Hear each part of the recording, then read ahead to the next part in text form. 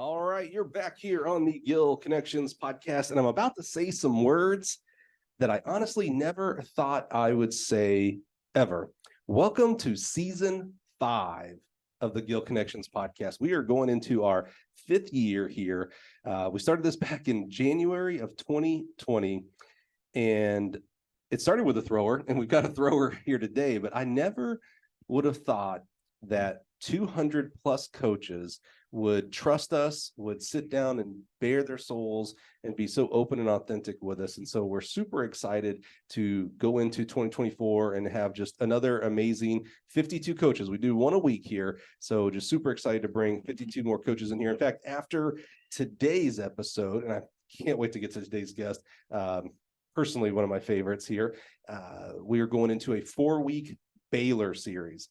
We just wanted to do the 4x4 of Baylor. So I've got 4 awesome coaches from Baylor University coming in through many different timeframes. So some athletes, some business people. It's going to be fun. Please join us. It's going to be awesome. But today, as we kick off 2024, help me welcome my teammate, the wise, the wonderful, my sales manager here at Gill Athletics, Tim Glover. Tim, how are you, sir? I'm good. How are you doing? Man, it's a little surreal to be real frank with you, going into season 5. What started out as a pet project, just a way to uplift and honor coaches around the country, and to think about some of the, well, first of all 200 and I don't know, we're 250 or something now, coaches, phenomenal. Like, I love their unique journeys. It's so amazing how different everybody gets to the joint that they're at today, right? But just amazing coaches from, thinking about the JUCO coaches we've had, the high school coaches we've had. Heck, we had a kid, I can say a kid, he was an athlete who wanted to be a coach. And so we had him on to talk about, well, how do you become a coach, who now emails me, he's a GA now, and he's doing it. Like, it's so, I'm flabbergasted, maybe that's not the right word, to see is, so we interviewed this kid as a senior in college. He's now a GA. He's going to be a full-time here in the next year. So I can't wait to do a part 2, a part B in 10 years, when this kid is now an adult and a full-fledged professional, and to look back on the 10 years and, it's really phenomenal. It's not lost to me what we're building here in this evergreen content that people are going to see, these amazing people who choose to be track coaches and how they became what they became at that point. Oh, for sure. So I'm doing great. Yeah. Thanks for asking. It's the Tim Glover show here, not the Mike Cunningham show. Although, I'm so grateful. If you have been listening, if you're one of our regular listeners, thank you so much. That means the world to all of us here at Gill. You did kind of just get a Mike Cunningham week. So last week was so blessed and honored. Todd Lane from LSU reached out to me and wanted to interview me on the show, which I was like, man, Todd, I should be interviewing you. But that was a lot of fun. And then recently, last fall, was on a podcast that does coaches and athletics administration from everywhere, like field hockey, archery, track, football, etc. Brandon's Sports Talk. And so we did that back in the fall, and we reran that through the Christmas week. I made it everybody's Christmas present was me. Interviewed me twice. So no more, I promise. But I do always enjoy when we have one of our teammates here, because I really believe we make incredible products, and so proud of the men and women that do the things that they do across that door. It's still voodoo magic for me. But I always believe, as great as our products are, our people are the best. Like, I'm always, and hopefully you'll back me up on this. I love when people come to visit, because I love for them to meet our people, from our accountants to our salespeople to our R&D.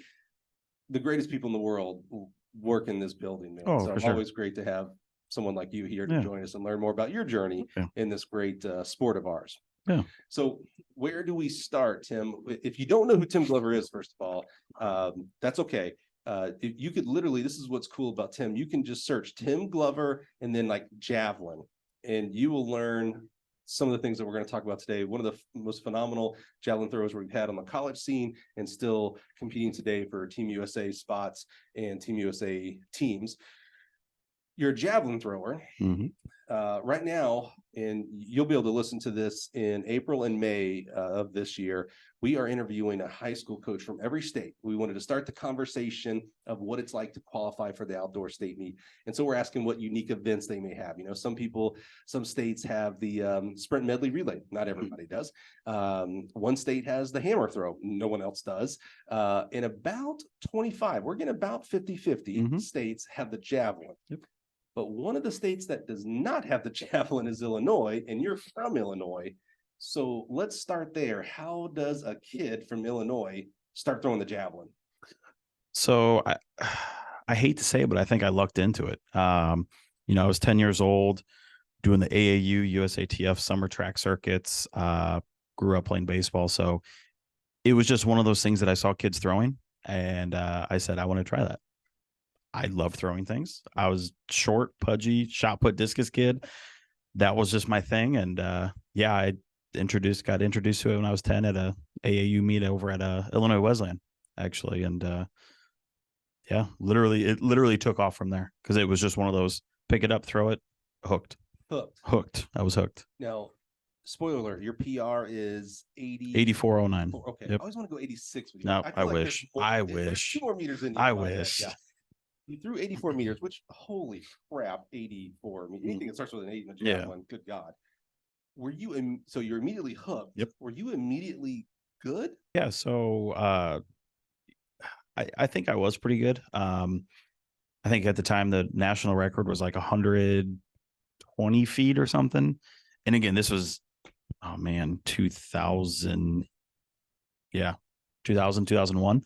And at the time, I think I was like 115, 120 feet. So, you know, I thought I was pretty good with, you know, pushing that national record, but, you know, I show up to my first national meet at the age of 10 and I get like dead last because I literally got like dead last. Like it's still a burning memory in my mind of driving to Omaha, Nebraska in a car with no AC in the middle of the summer, getting there, not knowing anything I didn't know how track meets were run because, you know, I just show up to a couple meets here and there. But yeah, that was just, I think I got dead last.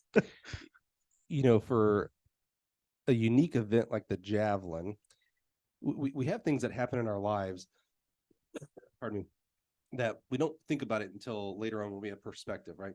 There are these little forks in the road. And with the unique event of the javelin, and you go and you get dead last at the national meet, no one would have faulted you if you'd have said, well, I'm just going to stick to shot or disc or baseball or not anything at all in track, right?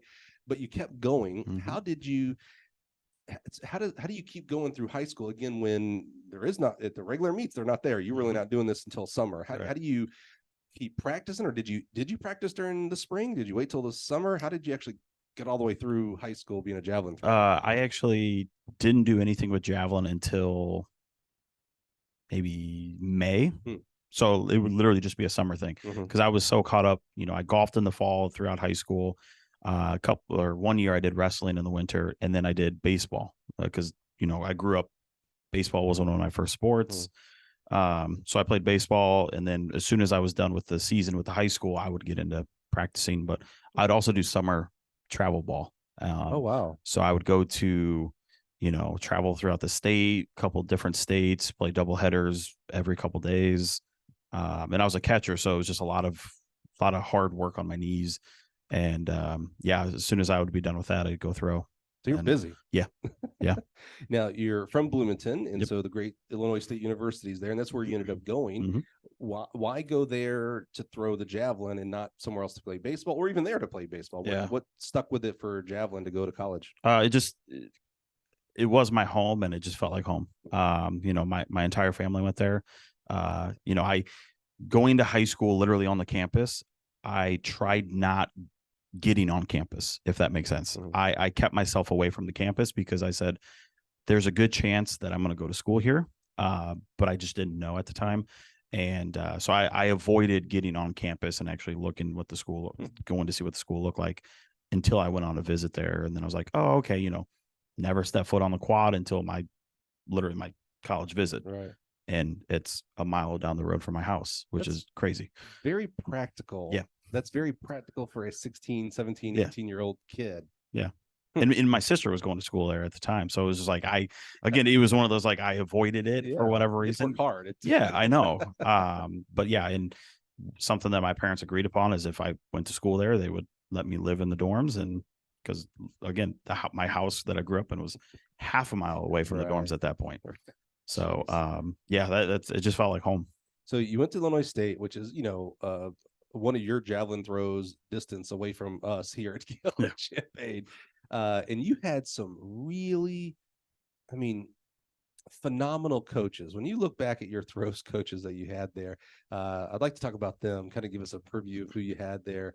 You had a couple there that were just, I don't want to say you lucked out, but golly, you had some really good coaches. Talk to us about the coaches, specifically for your javelin, because you didn't end up doing the shot or discus.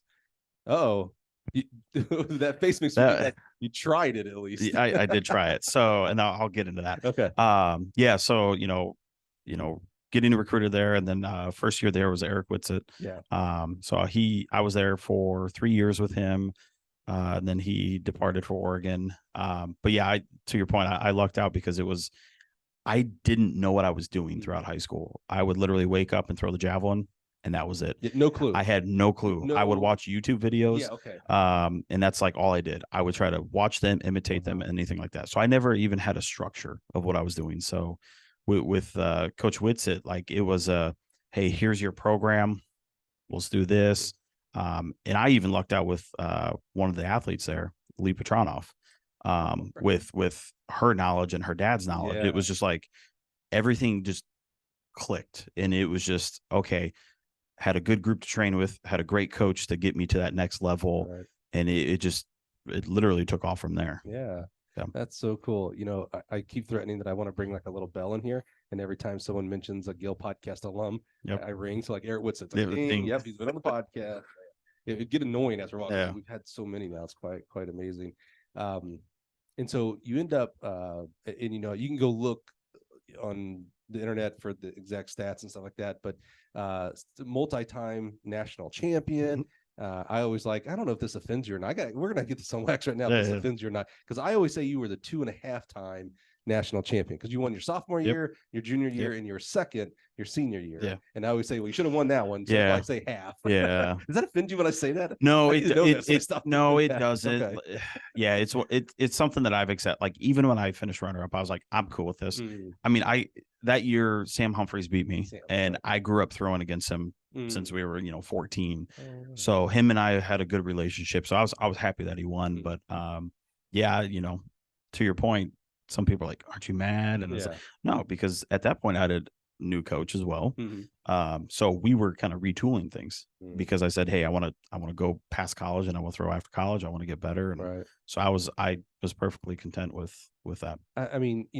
Winning a national title is like stupid hard. I think sometimes, especially in track and field, we forget how hard it is to win, because we go to every track meet, and because we have 22 events or 21, whatever it is, on the men and the women, there's 21 winners every meet we go to. National champs, there's 21 winners plus a team title. So we kind of forget that it's hard. Winning is hard. So to win one, dude, bow down. To win two, how many people are winning, no matter what the event is? How many people are winning it twice? And then to be not even in the conversation, but to be the runner-up the next year. That's just phenomenal. But even go back to win it as a sophomore. Yep. If you had gotten 6th, in sophomore year, 4th in junior, and then won it, or even 2nd in your senior year, I'm like, man, bravo, what a heck of a career, But you win it as a sophomore. Again, you didn't come from Pennsylvania, Louisiana, these states that have, amazing tradition of high school javelin. You came from Illinois, where you're doing it in the summer. You're a baseball player who throws the javelin in high school, and to win it as a sophomore. Did you, what's that feel like? For a guy who not only never won a national title, athletically couldn't even spell national title. What is it like? Like, when you get this perspective now, so you can kind of think back to that sophomore year, you're 20 years old, maybe you're 19, and whether, and talk us through a little bit of whether you won it on your first throw, your last throw, and then when you finally knew that you had actually won, though, because there's always usually pressure of oh man, someone can throw it any time and beat me. to when it was actually like, oh, I'm that national champion? What'd that feel like? So kind of to back it up before that, what set things kind of in motion and kind of triggered me was my freshman year. So my freshman year, I finished 12th. Okay. And that was the first time in my life, especially in college, like I had never made a final. So sitting in the stands, watching everybody get 3 more throws kind of just is like, I'm not doing that again. So that's kind of what got things moving. And I think I started training a little bit earlier and harder that next year. But yeah, sophomore year, nationals were at Drake, which I don't know why, but I love throwing there. And it was on my first throw. And I made the stupid joke and stupid comment of, I threw my first throw and I sit down. I go, man, I can probably take my shoes off now. Shut up. Yeah. Wait a minute now. Yeah. Because Tim, I know you. I know. And that's why I said it was a stupid joke and a stupid comment. Yes. The last things I would ever describe you as. And that is that is an egotistical joke. Yes. Are you serious? Yeah. You said that? Yeah. Because again, that was, conference that year. I threw a, I don't know, 4 meter, 5 meter PR or 3 meter PR. And at 78 meters, I was like, man, that's out there. And like I had never thought about throwing 80. Right. Like at all. Sure. Not many people throw 80. Yeah. So sure. Yeah. And it happened on the first throw. Like I literally threw it and I remember I was like, man, that felt pretty good. And I heard some cheers and I'm like, okay. And then it popped up and I was like, oh, holy crap. Oh, like, okay. And I remember like I just started clapping a little bit and I sat down and I was just like, okay, made stupid now joke. what? Like I was literally like, now what? Like, so your first throw was first what throw. Won it? First throw. Oh, okay. So that's unique because the movie version is it's your last throw that wins, right? So you throw it first. So that means you're still going through 20 something kids before you pop down to the final 9 or 8 or whatever. And then they're all getting 3 more throws. So everybody's gunning for it. They know what the mark is. So everybody's gunning for you. How did you ever feel pressure? Did anybody get close and you're like, crap? And did you try to so then on your maybe your last 2 throws, did you try to overthrow it because you're like, well, I better make sure I go even farther? Yeah. My kind of the joke with me is if I don't throw my furthest on my first one, it'll be on number 2. And if I don't do it on 2, small chance it's on 3. But if I'm not there on the first 3, I'm not there. And that's kind of my first couple throws are my best throws. And I don't know if that's because I'm a kid from Illinois and I'm just, everything's just kind of built up for that because, I'm inside all winter long and I'm just like, I want to get going. Right. But yeah, first 2 or 3 throws for me is my best. And I was in the first flight my sophomore year.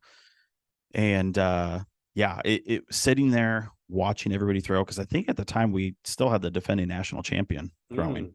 And again, knowing, the names of like Sam Humphreys and all of them, I'm like, someone's going to get me. And it's one of those things like once round 5 came around, I was like, okay, I'm going to be on the podium. Yeah, I'm going to be on the right. Okay, I'm going to be on the podium. Yeah, so still not like I'm going to win this. No, possibly, but okay, I'll be on the podium. Yeah, and then I think who was runner up that year? I think it was Stipe from Florida or something, or no, the kid from Matthias from Virginia Tech. Yeah, they just those 2 guys, and just seeing them throw, I'm like they could put one in. And so once round 6 hit, I was like, cool. It's done. Like so it's done. the whoever got runner up throws their last throw. It doesn't beat your mark. So you're the now you officially know because you're still watching that last one unless big time foul or you're still watching like, oh crap, where's it gonna land? So what's it feel like when it's all said and done? It's like, oh yeah, I'm on the podium, okay, all right, but I'm in the number 1 spot. This kid from Bloomington, Illinois. I don't know. I still can't describe it. I have no idea how to describe it. I think just to me, my memory of it is just seeing me at the top of the podium, but also seeing like guys who are in second and third, just like the same height as me. Like that, to me, that's my memory of it. When they're a step lower. They're a step lower, but they're still like at the same height as me because, I was much shorter than all of them. But that to me, that's my memory. That's your memory. Yeah, that's my memory. That's awesome. Yeah. That's awesome. And again, when we do something big, whether it's a big PR or win a national title or win some kind of title, again, there's a lot of pressure that comes with it, especially for a sophomore. For a senior, I mean, it's like, oh, well, that's a great way to end my career. Let's move on to whatever we're going to do.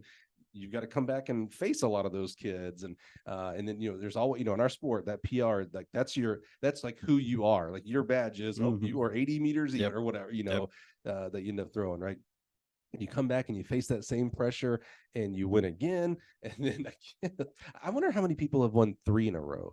Not just javelin, but any event. But not many. No, I know for javelin, I think there was 1 or 2 others, because I think junior year, I think what I did sophomore year didn't hit me then. It hit me junior year, because I remember, I think I was sitting with my coach and some other coaches, and we were just talking like, how many national champions for the javelin are there as a sophomore?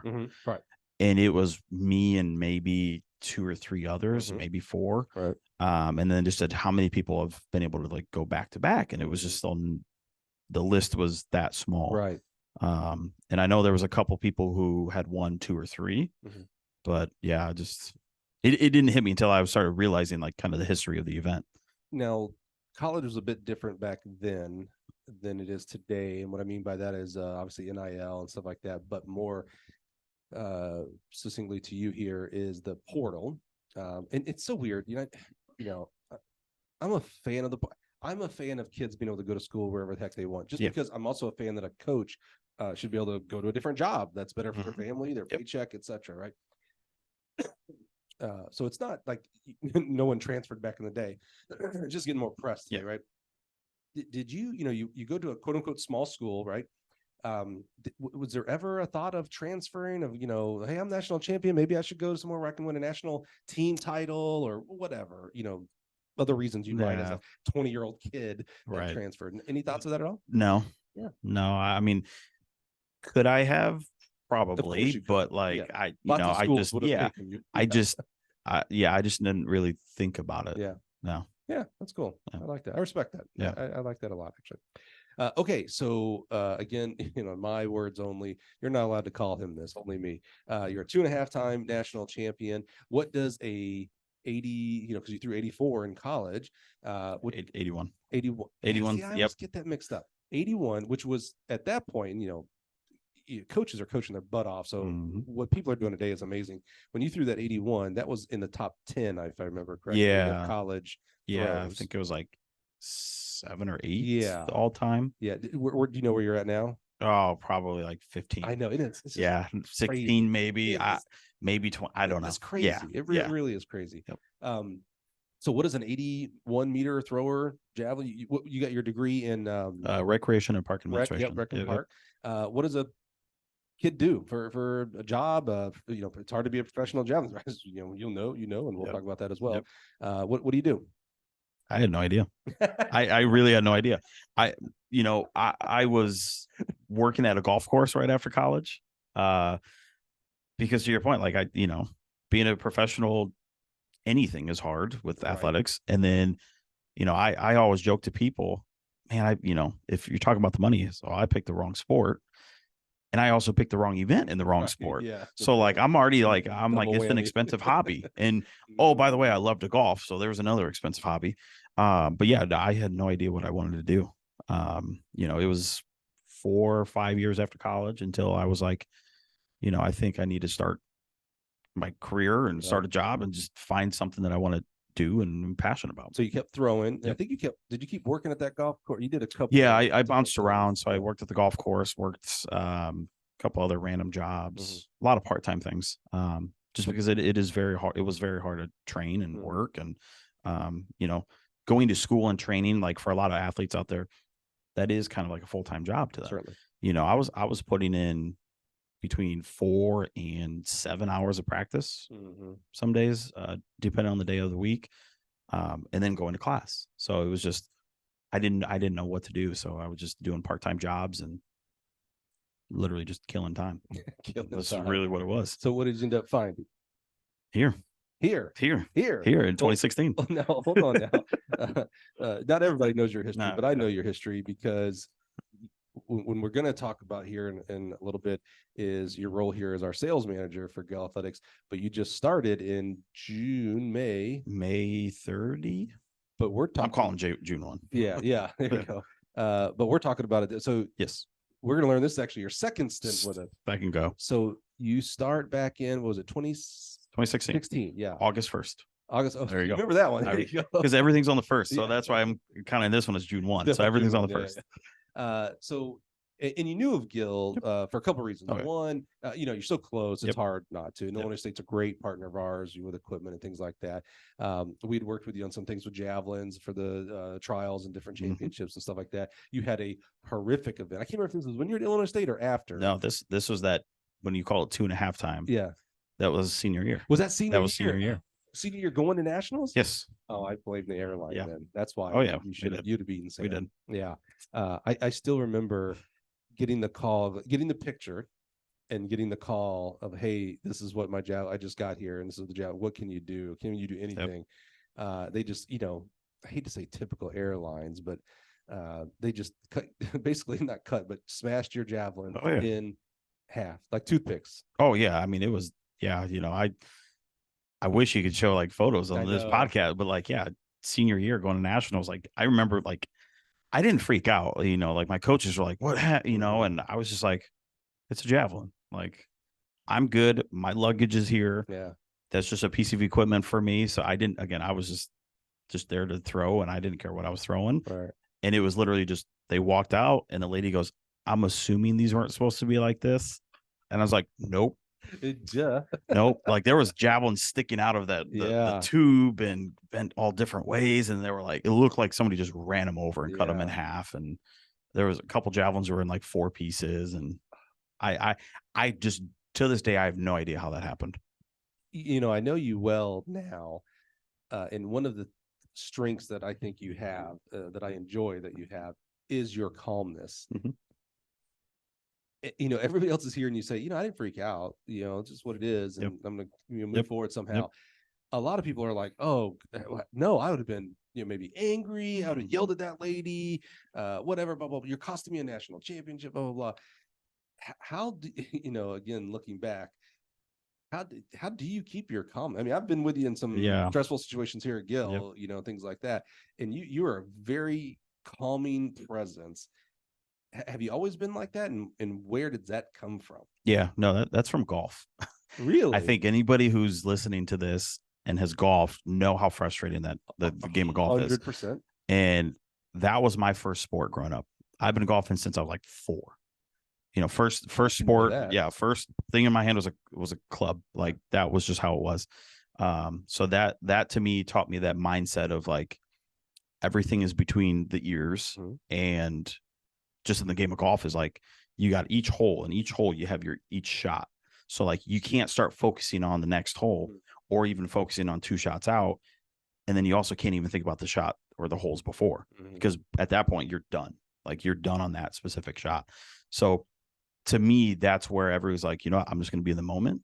I'm just going to, work through something. I can't freak out about it because then I won't necessarily lose my cool, but I'll lose my focus. So I think that's kind of what helped, especially in a moment like that. And even other moments, whether it's, personal or work or anything like that, it's just, I try to keep myself kind of very balanced and level headed. And I like to see different sides of things, like I want to see the good and the bad and the ugly and everything in between. So like, I think in that specific moment with the javelins, it was, I didn't freak out. Like I don't know if there was a right or correct response in that moment. Right. It's interesting the way you just described that. I know someone else is thinking this exact same thing. We typically think about that as a decathlete's mentality of like, if I'm going to the high jump, I can't think about what happened 100 or the long jump or the shot put, and I can't be thinking about tomorrow's pole vault, etc.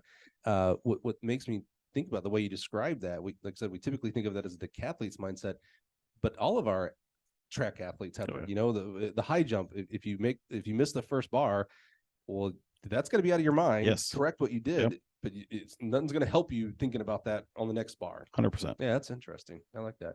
I'm going to pick your brain on how we do that in the business world. Oh yeah. Oh yeah. Yeah. Because that is important there as well. So, pardon me. You come to Gill, you're hired by really just a phenomenal person, in my opinion. Little known secret, I hired Tim. Best decision I have ever made. And then we're going to find out he left me, which, left me brokenhearted. So you come to us and you start with us as our construction specialist. So you work it. I did track. I did. No, that's not right. Nope. Started with the track. I know. It's a long time ago. No, started as like the track, just a basic, track. I was doing like our eastern region kind of thing. Okay. Yep. And then I moved into the construction about a year and a half in. Who was doing construction for us? We've always had someone in that role.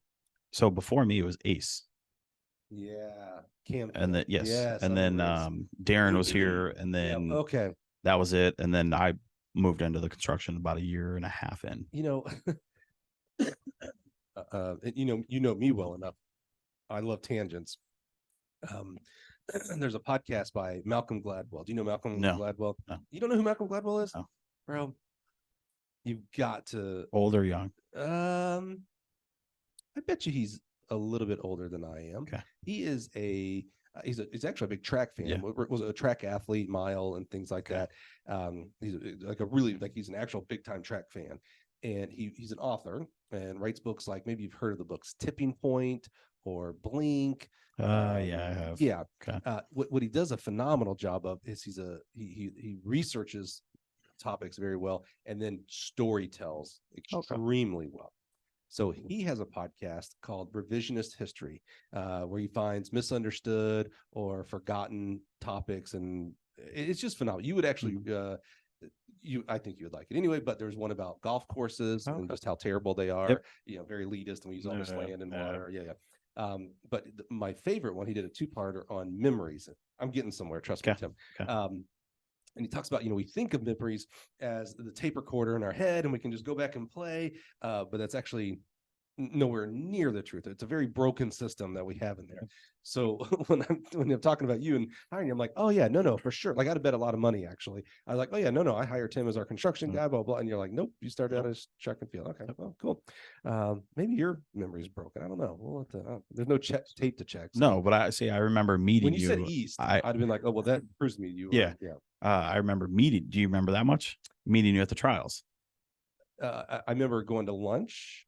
Yeah, at that place on the river. The hotel restaurant right there. Is that White River Valley Inn? I just remember it was right on the lake or the river. Yeah, I remember that. Yeah, me, you, and Fred. Just make sure. Yeah, I rember that. 100%. All right, we're good. Remember that. Okay, let's keep moving forward. So you're working for Gill. That's awesome. It's awesome. And you start as a track equipment specialist, which I remember, of course. And you start becoming a much bigger leader in our construction division. And for those of you who don't know, so we kind of split Gill into 2 different focuses. One is the what I call the fun stuff, the above ground stuff. We call it stock, the pits, poles, hurdles, implements, things like that. Obviously makes a great fit for him, right? He's a javelin thrower, he knows implements, that kind of stuff. But then we have this separate-ish set of equipment in track and field and other sports that goes actually in the ground. So you think about hammer cages, discus cages, shot put circles, and then for our other sports, baseball foul poles, football goal posts, things like that. And it's a different, it's a different world. Contractors versus coaches, etc. And I do remember you being a big leader in that component of our business, and you're doing a phenomenal job. Like everybody. Personality wise, everybody loves you. Again, that calming presence you bring is just, you don't get too high and you don't get too low. And that is truly a lesson a lot of us, especially this guy right here, can continue to learn from you. So you're with us for how long? That was just under 4 years. 4 years. Yep. You continue to throw. Yep. You're still training, which you talked about how hard that is. And, I know there's certainly some athletes that are listening right now that are trying to do the same thing. It's extremely hard. It was so tough that I had surgeries. 2 surgeries. That's right. Exactly. Gosh, that's right, man. And then some personal things were going on during that time. Yep. And I remember, getting the word from you of, hey, I'm putting in my 2 weeks. And, I'm such a selfish, pompous jerk. My first reaction was, well, what did I do? Like, why are you leaving me? Yep. Yep. Explain to us. Pardon me, gosh. Explain why you left. Spoiler alert, it was not me. No, yeah. No, if it was, I'm going to kick him out right now. Right. Yeah, podcast over. This will never see the light of day. Yeah. No, at the time, like you said, there was, throwing, a lot of things going down in my life, and it was just a lot of things were just kind of piling up and adding on. And at that point in my life, I felt like it was just time to, if I'm going to focus on one thing, I want to focus on it. And put my 2 weeks in, and the weird thing was, and I still remember doing it, and I still I went into Steve's office. I was nervous. I didn't want to do it. And it was just like, you know what, at the time I just needed it, almost like I needed a break. And, I just needed to focus on myself. And then I wanted to focus on throwing, because if I wanted to give it one more go, I thought 2020 was going to be it. That was going to be my push, and we're good. Right. But yeah, I still remember it. Yeah. Like it feels like it happened last month, but at the same time, like, I feel like I've been here this whole time. Right. That's the weird thing. Yeah. That is weird. Yeah. Sometimes we have people that leave us, and like, we bless them, like recently, some of you that have done business with us recently may remember River Morrow. River, great guy from Coastal Carolina, Gill podcast alum. Yep. We've had him on the show, pole vaulter, and did a phenomenal job for us. And then he gets this incredible, and we always knew he was kind of an MBA guy, that we would lose him eventually to some kind of MBA program. He gets this great program through Anheuser-Busch that includes a grad school MBA stuff. And it was like, oh man, like, we love you and we definitely want you to stay, but man, what an opportunity for a 24. I don't know, he was 24 at the time. It's like, go, like, we want you to be better off. So if that's better off for you, and it helps get back closer to home as well for him. And so with you, when you come in and you're like, man, 2020 is coming. Of course, I've had a lifelong dream, or at least when I got good, a dream of, like, maybe I can make the stinking Olympic team. But you talk about a fraternity, man. Jeez. And it was like, oh yeah, Tim, you do need to do this. Like absolutely. Like, we tried to make it work, and I know a lot of people try to make full-time work with full-time athletics, and God bless those people that can do it. Tough. I mean, you talk about just another level of genetic ability they must have to overcome the hours that they're not able to practice. And so with you, I remember it being, and I remember talking to you in my office about this. I was like, hey man, obviously raving fans of you, whatever you need, let us know. But man, if you ever want to come back, if there's a position open, heck, if there's not, I'll find one. I distinctly remember telling you that, and you know me, I say that to a lot. I know, and I still remember hearing from you every now and then. It was absolutely the old Instagrams. Hey, how you doing? How's things going? So what do you do? What's the you made the decision? All right, man. 2020 is coming up, which God bless if you could have. Let's play a little game. Actually, we now know what happened not only in 2020, but with the 2020 Olympics, moving to 2021. If I remember correctly, 2020, yes, I do know this because of my good friend Justin Gatlin. 2021 was supposed to be the world champs here. Correct. And it became 2022. Everything got pushed back. If in 19 you would have known all of that, hey man, little bug in your ear, 2020 is not actually happened. It's going to be 2021. But would you have still done it? Gone for it? Left us. Yeah. Oh, left? I don't know. Yeah, I don't know. Yeah. Maybe. Because it's one thing to know next year is going to be the Olympics. So maybe. Yeah. Because I did just have shoulder surgery in 2019, and I knew that I wasn't 100% there. And that's also what added to it. Like, I want to get that healthy. So I don't know. Yeah, that's a good question. I actually thought of that as a blessing. Like, I'll have another year. Well, that was the whole idea. Was I had another small couple of procedures done, and I was like, it's going to buy me a little bit extra time to recover.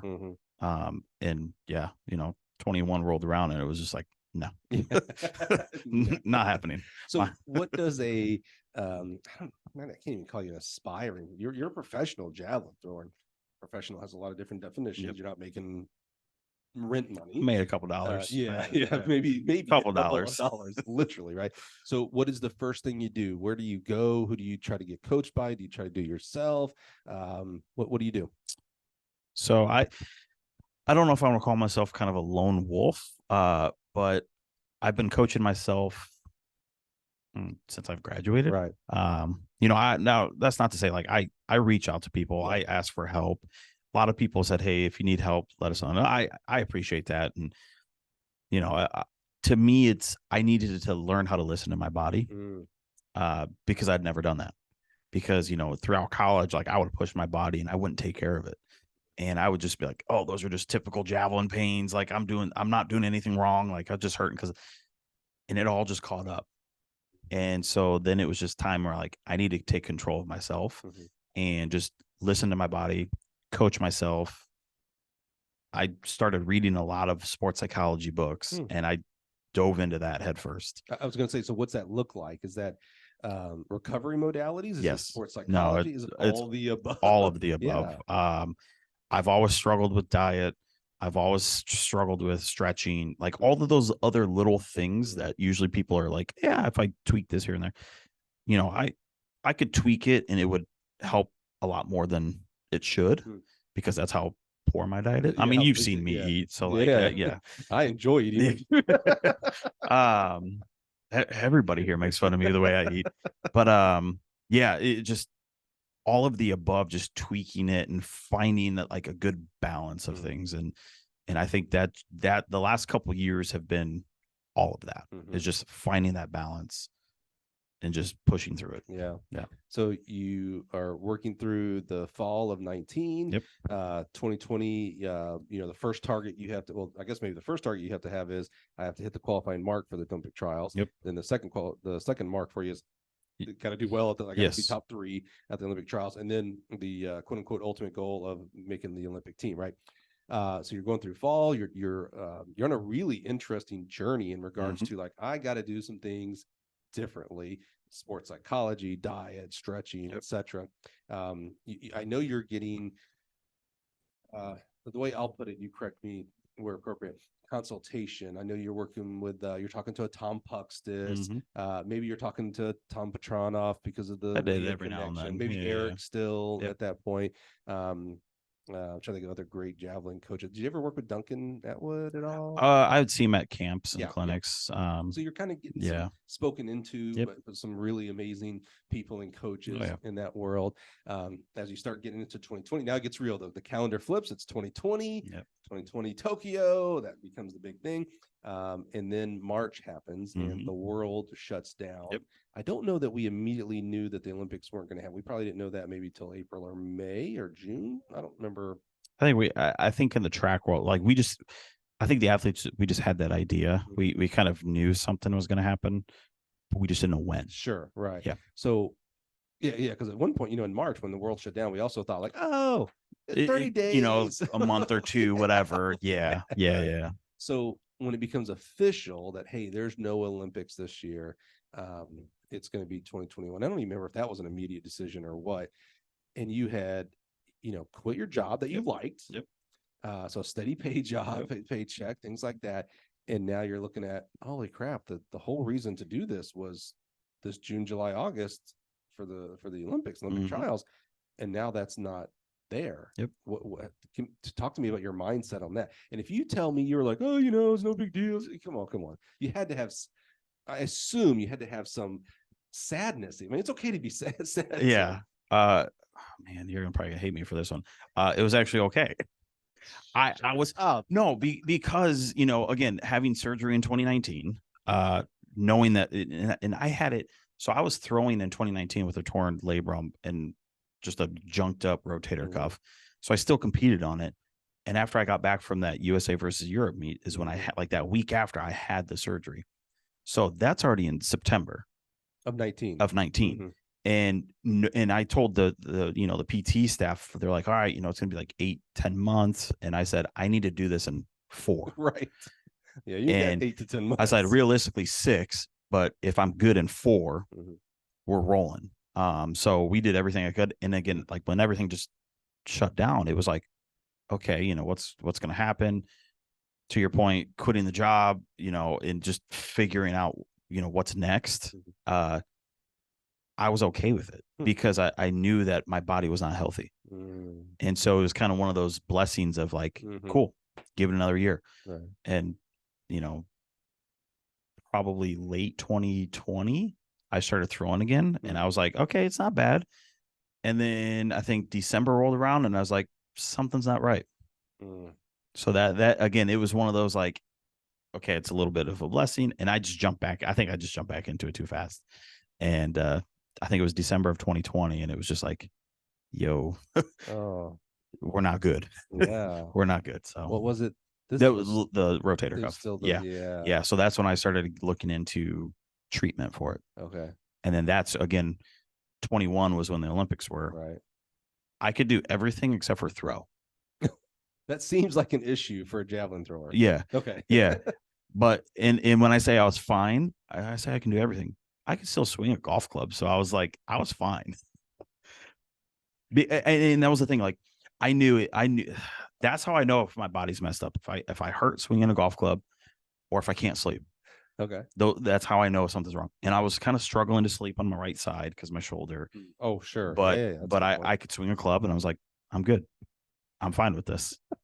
Because I know I'm going to golf for the rest of my life. Yeah, sure. And I do believe that. So like, if I can do that right now, I was doing that with a torn elbow. I was doing that with a torn shoulder. Like I could, I was fine. Wow. But 21 rolled around, and I was kind of like, I was bummed. Yeah. Don't get me wrong, I was bummed. But if I wanted to give it one more go, I thought 2022 would have been it because everything got pushed back. So I was like, okay, there's my end goal. Yeah. 22. So you go to the 21 trials, you're banged up. I didn't even go. You didn't even go. Okay. I didn't even go. That. Okay. Nope.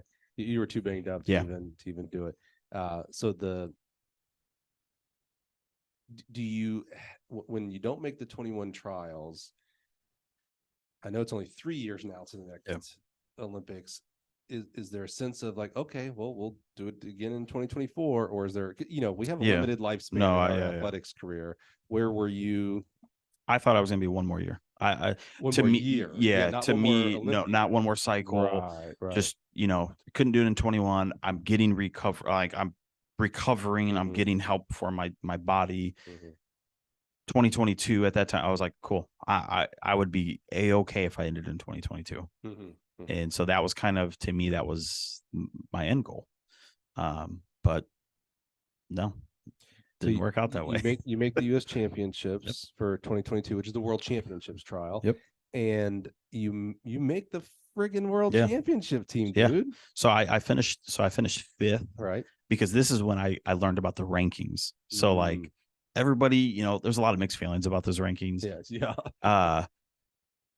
I have to say I'm okay with them because that's how I was able to make it. Now I get that there's a lot of like, but to that point, like with Javelin, you can go out and you can hit a big throw one time. Right. And that could qualify you. And you could never be close to that. But should that person go? Correct. Yeah. So, and I've seen it happen. Yeah. So yeah, I remember I finished fifth, and at that point at the USA Championships, I was already doing the math. I was like, I got to throw this far. I got to finish this place to have a chance. Right. And I remember like I kept hitting update on my phone, like to see the rankings and all that. And it wasn't until I actually flew back, landed in Chicago, waiting for the train to take me from the terminal to the, I guess, parking area. Kept hitting refresh, see it uploaded, hit refresh, change the date, and I saw my name in the top like 32. So I was like, cool, I'm in. Like I knew at that point I was in. And then like 4 hours later, like I got somebody's house and passed out because that was a red-eye flight back from Portland. And passed out, woke up to a text saying, hey, congratulations. And I was like, it's official. So you made a couple of Team USA teams, and that's super special. The World Championships is just this is that big boy. Like it's a different it's like level. this was my first, like I call it my first real team, because to me it's like the big boy teams of world champs or Olympics. Right. Yeah. Those are the teams that everybody wants to go for. For sure. Yeah. But yeah, this was my first big boy team. Yeah. So what was that like when you got that text? Or first of all, go back when you hit that refresh and yeah. Like, did you have to hit refresh again? Like, is that right? Oh, I was hitting refresh like 10 straight minutes. Take a screenshot. I think I did. Just in case I think I did. No, I really think I did. Yeah, it was, I don't know. I felt relieved because it was like, okay, everything that I just went through and everything I just delayed and everything I did, it made sense and it happened. Yeah. You know, I knew my body was getting to that end point anyways of just getting beat up and whatever. And I was just like, just that one little bit of thread that I have left in my body. I was like, it's good. Like I'm good with it. So where was World Champs? Oregon. Oh, duh, that's right. Yeah. Yeah. So what was that like? Because you've been, you said USA versus Europe. You've been overseas for several different things. What's it like to compete at the World Championships at home? And your first World Championship. Yeah. Selfishly, I wish it was somewhere else. Sure. Yeah. And I don't know if that's just because I've competed there so many times, and now it is a new stadium. Sure. Yeah. But I'm sure a lot of people had that same. I'm sure. But it was just every time I go out there, it's like the meets just feel a little bit different, and the way they do it for the Worlds, it was just way different. You know, like we had our own hotel. Now, granted, this is kind of at the end of COVID, so they wanted to make sure everybody's separated, kind of thing. And you know, that was actually the first time I'd ever been tested for COVID. Was to get my hotel key. So I was like, okay, you know, this is legit. Like, you know, we had our own hotel, transportation to and from. We felt like a team. And that was one of the first times since college that I was like, oh, cool, this is like a team thing. Cool, yeah. Because they even did the like the team trophy at the end of it. So I got to be down there for that celebration. But yeah, it was because it was in Oregon, it was just like, you know, it's the US, like whatever. Yeah. But it was the freaking world champs. I you know, I can't complain about it. Sure. I really can't. That's so cool, man. I'm so, you know, I remember, and let's test my memory again. Okay. To your point earlier, when you talked about like, man, if I don't hit it on number 1 or number 2, like I'm not that guy who's throwing it on number 6. If I remember right, for the World Championships trial, so for the world to try to qualify for the World Champs, if I remember right, it was on your first 3 throws, you were up at number 1 or number 2, and then it was hang on time to get to 5th. Do I remember that correctly? Oh, I don't even remember that. I don't remember you throwing that great in 4, 5, and 6. No. In fact, I think you took 4 or 5 off. Yeah. You were doing that a lot here recently too. Yeah. For a little bit of volume of like, oh yeah. So 22. So like my whole thing in 2022, because my body was just like, hey, what are you doing? My mindset was every meet I went to, I either took 2 or 3 throws. And then I was like, you know what? I went to Tucson and I took all 6. Oh, did you throw all 6? I threw all 6 there, and then I kind of dialed it back down to be like, I need 2. Like my body could only do 2 or 3 throws. Yeah. You get so many maximal efforts. Yeah. So I think I passed 1 or 2 throws at USA's that year. I thought I remember because my body just wasn't there. I think this might have been one of the first, or maybe it was another meet, but I remember the first time I saw it, I was like, you know, because I'm just watching on the internet, and I'm like, oh crap, he got hurt. Yeah, because I see the X, I'm like, oh crap, and then I'll see the 5th throw, I'm like, okay, good, he was just taking off. I get what you're doing. That makes sense. So what were you doing through these couple of years here? You're training.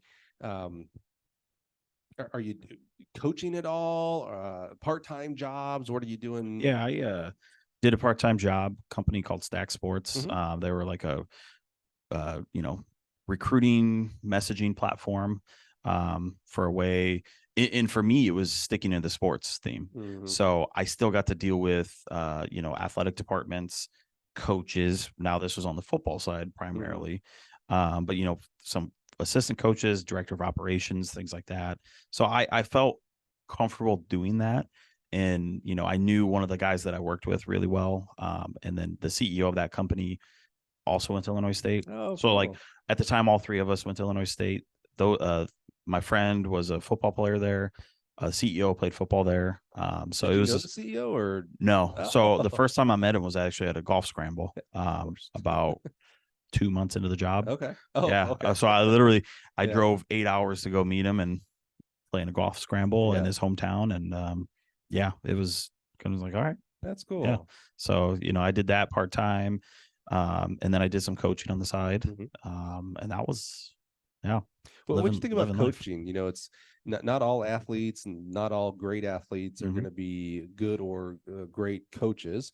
What was it like when you started actually instructing others into, I assume Javelin, maybe it was other places? Yeah. No, I love coaching. Like now I don't know if I'm like good at it, but you know, I'm kind of selective with it. Like, you know, I'll help out a lot of people. And I take the mindset that, you know, Tom Putskis gave me back many years ago of, he would always give back to the sport and back to javelin throwers, especially. So I always took that kind of to heart of, you know, javelin throwers who, you know, you need help or whatever. I hardly charged people because I was like, look, this sport has taken me places a kid from Central Illinois should never go to Morocco. Right. So like this sport did so much for me and introduced me to so many good people, took me to so many cool places. So I'm like, you know what? Hopefully one day you can get out and see a couple different places. Maybe even a lot more than I did, you know, like that would be the goal. But like, so I just give back. And I think that's why I enjoyed coaching so much. And, you know, a lot of the time, like I've coached kids from the age of like 6 or 8. And I had a couple senior level athletes. One guy, I only met with him a couple times. I think he was like 85. Oh, wow. Yeah. Another guy who's probably in his, you know, 60s. So doing a lot of the masters throwing events and pentathlon or whatever they do. So I don't know. I just seen all different sides of it. I just really enjoy coaching. I think that's why it was, well, I was going to say, I think that's why I was so personally able to like bless you to leave us, right? Like, I don't want anybody to leave us because I love this place and love the people in this place. But that's what I was going to say. But honestly, it was you that made it easy to bless and say go. But you know, those experiences that you talk about, you know, going to Morocco and other places and having, you know, USA across your chest.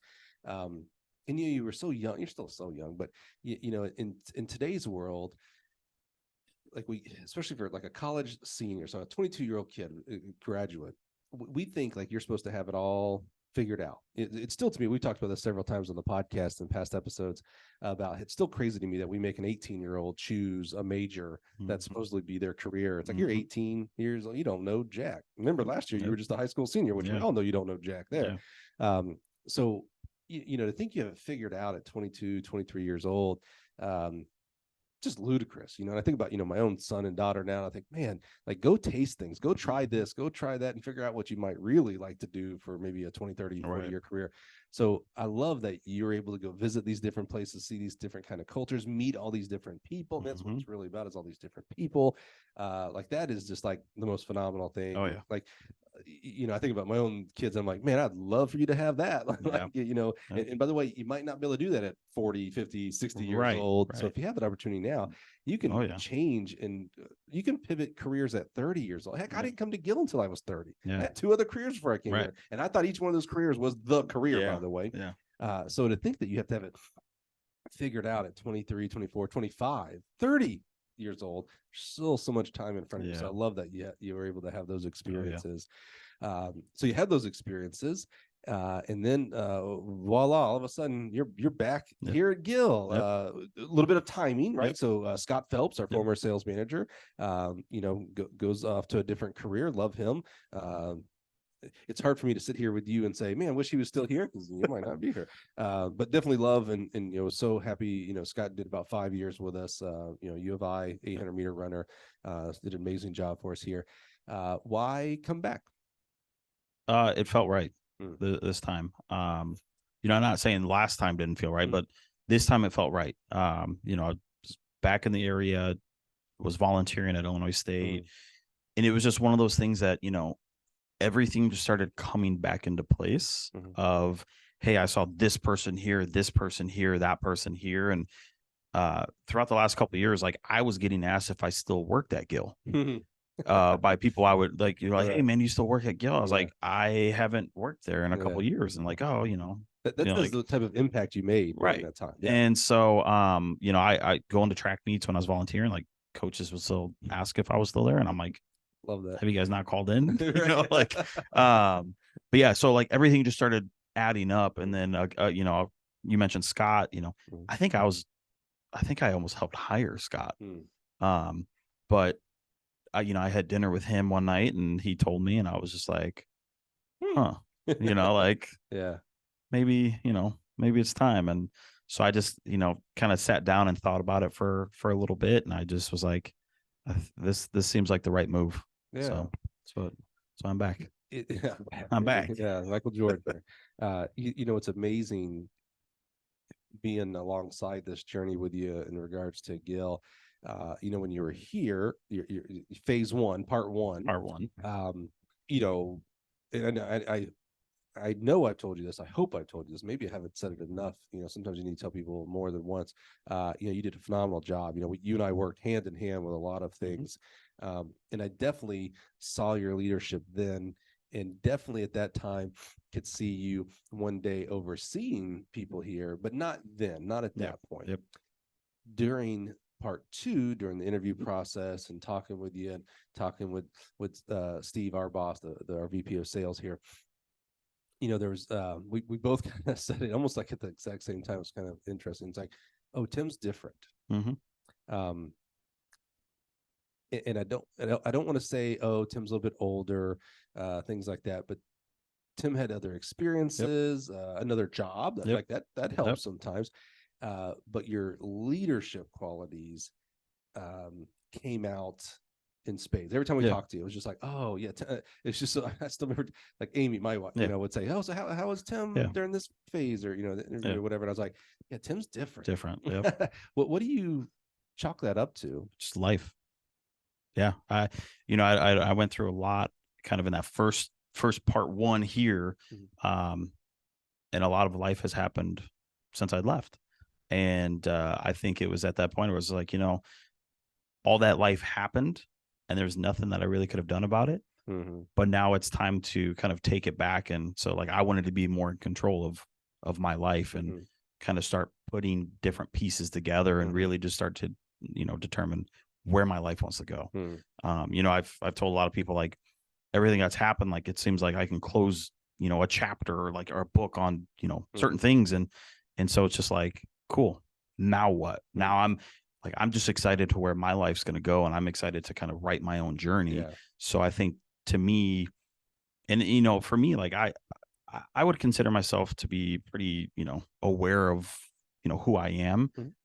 But to your point, like, I even felt a difference in the last 6, 8, going on 12 months now, of there's just like a little bit more of like an edginess, kind of more like, hey, I want to kind of take more leadership, take ownership of things.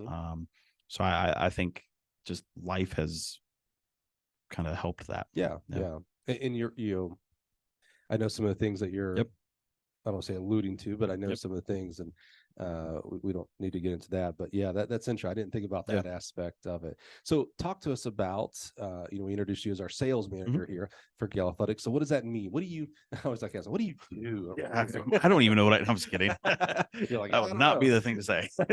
No, it's sales manager here is awesome, because it's, you know, kind of what we've already talked about. I've seen kind of that other side here at Gill of, you know, just kind of being in the sales world and moving into the kind of the construction side of things. And now back as a sales manager, it's kind of just everything in one. And then by the way, I get to, you know, help lead a team of 3 excellent people. And, you know, I think a lot of that has to do with coaching. And I just, you know, I love coaching and I love mentoring and doing what I can for these 3. And really it's just helping them and help them drive their sales and help them develop into people, and, you know, help them grow in their roles here at Gill. And I've enjoyed every single day since I've been back, to be honest with you. And you've got a great team. You know, I've said this. We've had. You know, I've been here. I'm the old man now. I've been here 17 years, which is crazy to me. And so I've seen everybody that we've had. You know, you've probably seen, you've seen way too many people here. Exactly. I've hired 99% of everybody we've had through our sales team here. We've been involved in that process. And, you know, I still say and hopefully it should be this way. I don't know, but I've said this team, which includes you, is the best team we've ever had. Yep. I mean, literally, and we're so young, which is kind of odd to say that it's the best team, but it really is. You have Dean Jordan, Dean Gill podcast alone. I've got to get Steve's not here today. We could just go steal the bell from the front. I know, but I don't want to put a bell because I feel like just put like one of those easy buttons or something there, so it's not like yeah. All right, maybe. You can get those like buttons online, like Amazon. You can record something. Yes, that's how they do it for like dogs. Like when you're training a dog or something. So am I the dog or the trainer in this situation? I don't know. Whatever you want to be. I got to look into that. That's a great idea. Okay, back to the program here. Dean Jordan, who now oversees our construction, which is so funny because that was the role you were in. Who's Gill podcast alum. Rob Matthias, who does our Way Up, Gill podcast alum, who oversees our West, who is just like I love him. I love Dean too. Because I'm saying that, but like Rob is just like this steady force for us. He has a lot of the qualities you have in this like steadiness, but very conscientious, very thorough. I mean, no stone unturned kind of guy. Love him. And then Future, she's already said yes. Future Gill podcast member guest is Carly Livingston, who was runner up at Division II pole vaulter. Great program at Grand Valley State. She's another one where it's just like, oh man, she's super young. It's like her second job. She was working for a minor league hockey team up north. But it's like, oh man, like there's just some people you can see like, oh yeah, you're gonna be a rock star. Like she's one. I'm like, oh, I don't hope we have her for a while. It's like she's really good. She's going to be able to do a lot of great things in this world. And then you overseeing that team.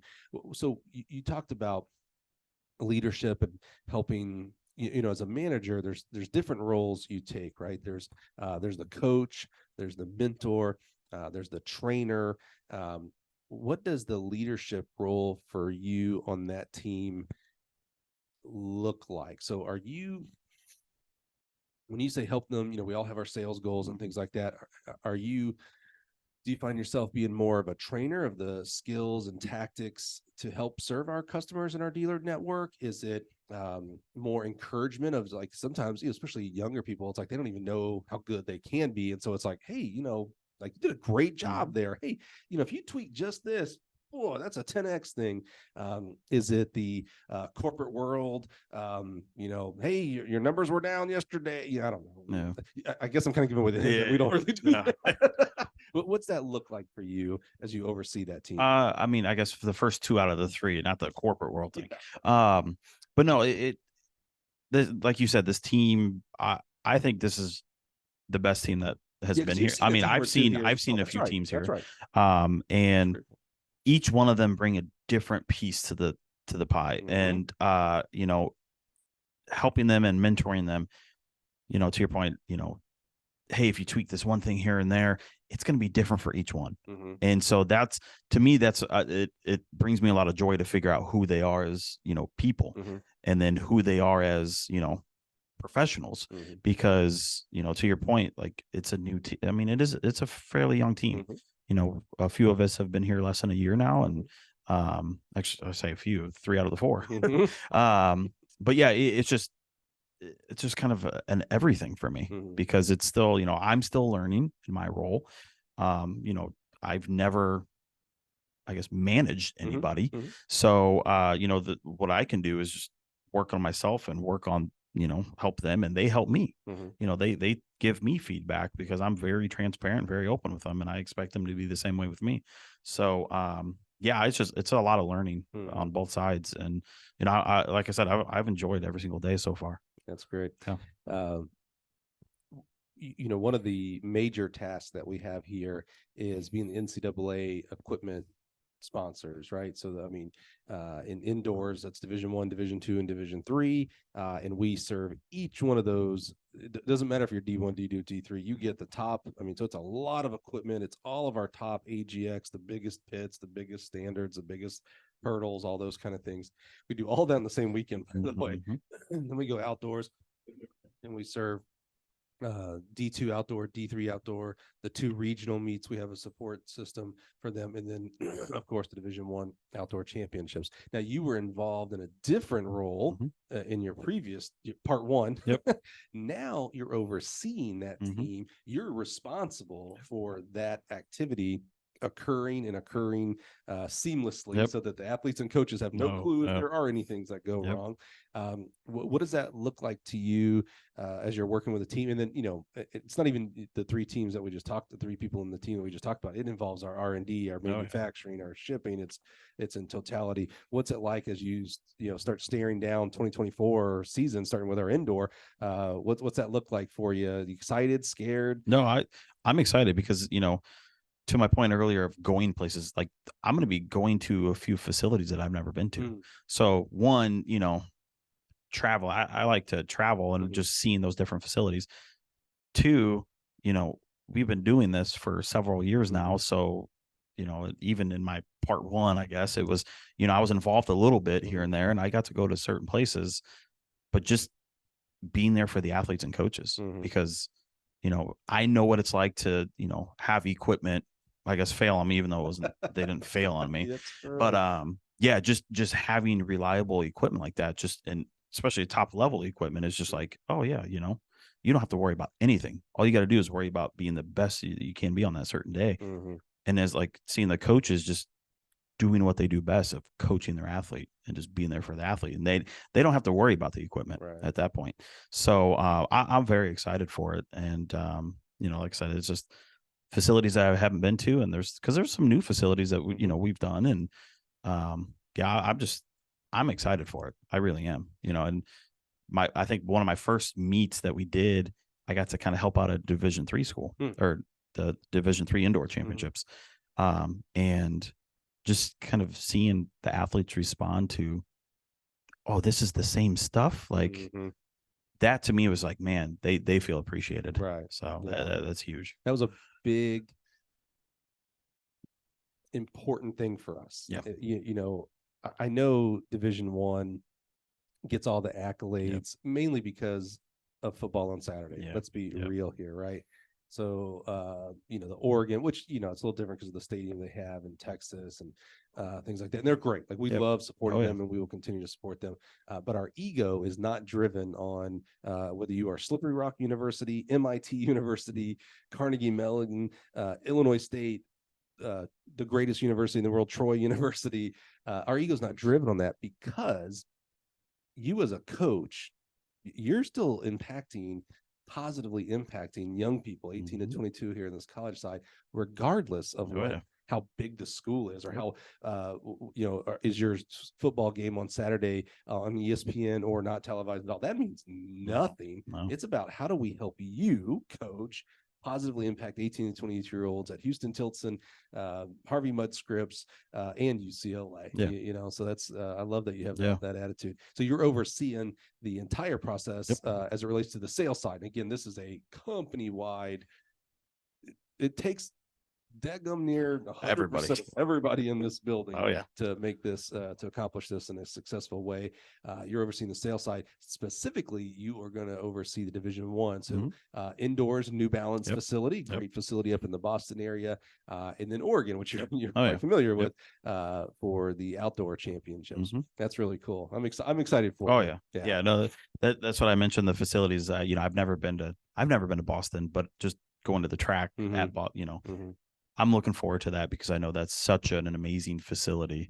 And all these facilities are starting to pop up, and I want to see them all. Like that's because I'm such, being a javelin thrower, you're kind of that odd man out almost. You're kind of that weird group, like pole vaulters. No offense. Special. Okay, there we go. Special. But I'm just a track fan. Like I love watching track. And anytime it's on TV, whether it's at 11 p.m. because it's overseas, I'll watch it. I'm just a track fan, so I'm looking forward to overseeing the D1 outdoor and indoor and everything in between. That's cool. So put that to the side as you look forward to 2024. It's right around. Well, it's right now. The podcast world, very strange. I know you're listening to this in January of 2024. We're recording this in October because that's how the world works. But what has got you as you think about your team? And when I mean your team, certainly you oversee 3 very specific people, but your work is hand in hand with our customer service team, our shipment, our manufacturers, our executive team. As you think about the 2024 track season and servicing coaches through our dealer network, what's got you the most excited? Like, what do you? I don't want to say what are you most looking forward to, because I feel like that's going to be an NCAA championship, because that's an easy and it's a big thing, etc. But what's got you most excited about this upcoming 2024 season? For me personally, a couple things. Working with a lot of our partners, just kind of getting a better and deeper relationship with a lot of them. I know a lot of different people through the track world, and whether that's some of our partners who sell the equipment, or even some coaches. Like I really kind of want to put my foot down and just be like, hey, I'm Tim, I'm at Gill now, like, let's go. That's right. And then kind of another part to that is just I'm very excited for what we're about to do, and what we're doing actually with the OTE line. Yeah, that's right. Selfishly being javelin thrower, I really think OTE is the best javelin out there. So I'm really looking forward to the response from, I guess, the outdoor season. But I think it's going to be huge.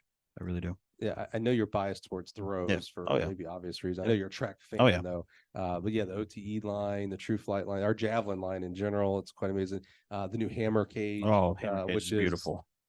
And I don't use that word very often, but it is beautiful. I've seen, again, been here for a long time now, many products. And I think still today, because I have a reason, my favorite product that we've made is the AGX high jump stations, because they're super customized.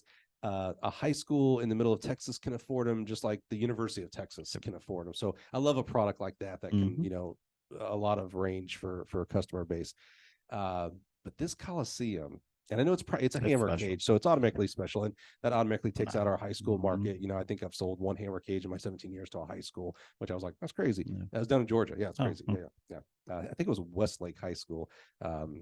Coach Cage, Jason, Coach Cage, great guy. But this Coliseum hammer cage is, I don't know, it's unique. It is amazing. Yes. Yeah. If you're near, I know it's January, so just off the top of my head today, if you're near Rome, Georgia, so Berry College, they've got the very first installation. And then up in Michigan, Calvin University, they just installed one. And we've got several more that are going up right now that I can't say out loud, but you'll know them by January, that's for sure. But they're striking. I think that's what, like, when the way you said it, I was like, the way I've kind of put it is like, it's striking. Like, you see it, it's like, I like difference. Yeah. It's a top 5 product for me. Sure. I love it already. Yeah, no, it's probably easily a top 3 for me. I mean, because it's being at so many, track meets and seeing the throws, it's like, oh, yep, there's a cage. But you look at this and you're like, huh, that's a great way of putting it. That's the cage. That's a great way of putting it. I love that. Like, wow, Well, obviously, javelins. You've thrown every brand that's out there, and had a lot of success with our brand, and we're grateful for it. And of course, you're biased now because you work here and understand that. And people understand. We all understand that. But what a great resource for our coaches out there of like, hey, I want to get the right javelin for the kid. You're an amazing resource for that, of course. Where do you sit today with your javelin throwing? Are you officially retired? One more year? Who was I just talking to? We were talking about coaches and how, as you get closer to retirement, you can one more year yourself to death. Yep. I wonder if that's the same for an athlete as well. So when it's done? So I thought 2022 was it, because I got done at Worlds and I was like, my body is not in pain, and I was like, I could walk away. But then I'm like, there was something about it. It's just like, I don't want to go out like that. Now, I didn't want to go out on injury, but I wanted to go out on my own terms. And because my body was feeling healthy, I was like, there might be, I don't know, that one more year thing. But I was like, if I have to go one more year, it has to be 2 because of the cycle. I was like, I'm not going to stop in 23 because you're like, hey, bro, why are you stopping in 23? You got next year. So, I made the decision let's see, October of 22 of, okay, I'm going to get back into it. Things were feeling good, and then tweaked my neck, a little pinch nerve going on, and still kind of do, like, it's still there. But yeah, so I was like, all right, 2023 and 2024, I'm it, like that. I'm done. Are you continuing to, you talked about learning your body, every year is another year of age, and every year of age is typically a bad thing for an athlete. Are you continuing to learn your body? You talk about this pinched neck thing, the nerve in your neck thing. Now, are you continuing to learn things that, volume of throwing, maybe certain exercises you can't do anymore, or again, have to reduce the volume? Are you continuing to learn your body to keep healthy and throw at a high level? Yeah. I mean, I've seen different, massage therapists, chiropractors, all of that. And, I don't really like to read much, but again, going into the sports psychology, that's kind of helped tweak, improve things there. But then I started picking up books of like anatomy. I'm terrible with anatomy, but I also sit there and I'm like throwing. Why did I do something, and why did it go far, or why didn't it go far? So for my body, it's like, what did I do? How do I improve it? What did I do wrong to cause it? And how do I not do that? And so that's kind of where I'm at today. Yeah. And no, it's gonna be full go for 2024. That's awesome. And then I'm done. That's it. Regardless if I make the team or not, right? I'm done. That's it. That's it. Well, we'll have to have a heck of a retirement. 24 years of throwing. Damn. If you count, a little turbo jabs. Absolutely. Yeah. 24 years. That's amazing. Yeah. That'll be, or 23, I guess. Yeah, 23. Older than some of your team. Oh, yeah, almost. Yeah. I love it. I mean, anytime I coach a high school kid or even in college, it's like, man, it's like, oh man, I didn't feel that old. I'm only, 10 years older than some of them. Like, right. I've been throwing longer than you've been alive. Yeah. Awesome. Yeah. Well, Tim, man, I have the very distinct pleasure and honor of interviewing coaches around the country, around the world, and they're amazing to me. What my life and as you given examples in your life has changed for the better because of coaches. So it's very special every time I sit down with a coach here on the podcast. But having a teammate is just a different level for me. For one, I always love to learn more about you. I did learn some things today, which I always love. But even more so is I love being able to share with our listeners you. So, some people out are listening right now and they've called you or emailed you before, but didn't really know, it's like, oh, I ordered stuff from Tim before. Yep. Or, oh, I worked with Tim on this. Now to actually know, like, holy cow, this guy's been throwing since he was a wee kid. Yep. And, he's from Illinois, which that's right. They don't have Javelin. How in the world did he do this? And what I love about that is I love being able to show examples. So I certainly love states that have the Javelin. We've got new states like Idaho and South Carolina and Florida that have added Javelin. Bravo. Yep. Love it. I know there's more states. Texas is talking about it, and some other states are trying to get it going.